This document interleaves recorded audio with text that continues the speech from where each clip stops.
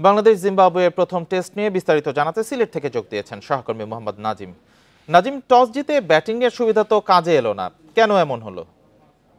Toss জিতে বাংলাদেশ যেরকম একটা পরিকল্পনা নিয়ে নেমেছিল যে আপনার প্রথম সেশন কিংবা দ্বিতীয় সেশনে যেরকম একটা দাপট দেখানোর কথা ছিল সেটা কিন্তু করতে পারেনি, কারণ আপনার টপ অর্ডার কিংবা মিডল অর্ডার সবখানে কিন্তু বাংলাদেশের ব্যাটাররা ফ্লপ হয়েছে।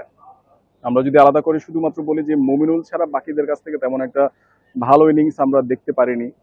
পাশাপাশি যদি অধিনায়কের কথাও যদি বলি, তিনি কিন্তু 40 করে একটা এমন একটা বাজে শট খেলে আউট হয়েছেন, যেটা আসলে খুবই মানে অপ্রত্যাশিত। তো এরকম আপনার টপ অর্ডার কিংবা মিডল অর্ডারও যদি ব্যাটাররা এরকম করেন, তখন কিন্তু আপনার প্রতিপক্ষ জিম্বাবুয়ে হোক কিংবা এর চাইতে যদি কম তুলনামূলক প্রতিপক্ষ হোক, সে সেক্ষেত্রে কিন্তু আপনার বাংলাদেশ তত বেশি একটা ভালো কিছু করতে পারবে না। কারণ আপনার দল তো আপনার জিম্বাবুয়ে দেখে অনেকেই হালকাভাবে নেওয়ার চেষ্টা করেছিল, কিন্তু এই জিম্বাবুয়ের বিপক্ষে কিন্তু এখন বাংলাদেশ ব্যাটিং এ ধুঁকছে। সিলেট টেস্টে আমরা অনেক কিছু বলছি, যেটা হচ্ছে যে আপনার প্রথম সেশন কিংবা দ্বিতীয় সেশনে যে ব্যাটিং এ আপনার অনেক বড় ইনিংস খেলার যে একটা ইচ্ছে ছিল কিংবা প্রত্যাশা ছিল, সেটা কিন্তু মানুষের ব্যাটাররা যতটুকু পারেনি, সেটা কিন্তু পরবর্তীতে তাদের খামখেয়ালি শট কিংবা বাজে শট খেলার যে প্রবণতা, সেটার কারণেই কিন্তু তারা উইকেট গুলো ছুড়ে দিয়ে এসেছে।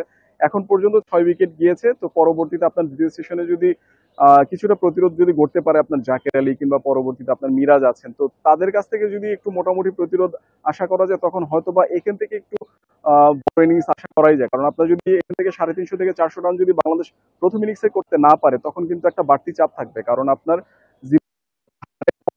অনেক বেশি সমালোচনা হবে, কিংবা প্রথম দিনে যদি এতটা ব্যাকফুটে চলে যায় বাংলাদেশ, তখন কিন্তু তাদের উপর প্রত্যাশার চাপটা যে একটু বেশি থাকবে। পাশাপাশি তারা কতটুকু এই টেস্টে কতটুকু দখলে রাখতে পারবে, সেটা নিয়ে একটা প্রশ্ন থাকবে।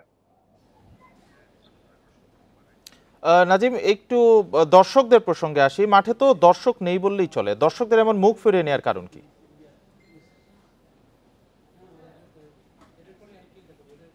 দর্শকরা আসলে আপনার যখন দেখা যাচ্ছে যে প্রতিপক্ষ জিম্বাবুয়ে আর পাশাপাশি যদি আরেকটু কথাও যদি বলি, সেটা হচ্ছে আপনার টেস্ট সিলেটে এমনিতে আপনার দর্শক আগ্রহ একটু বেশি থাকে। অন্যান্য ফরম্যাটে যখন খেলা হয়, তখন হয়তো বা দর্শকরা একটু বেশি আগ্রহ দেখায় মাঠে আসার জন্য।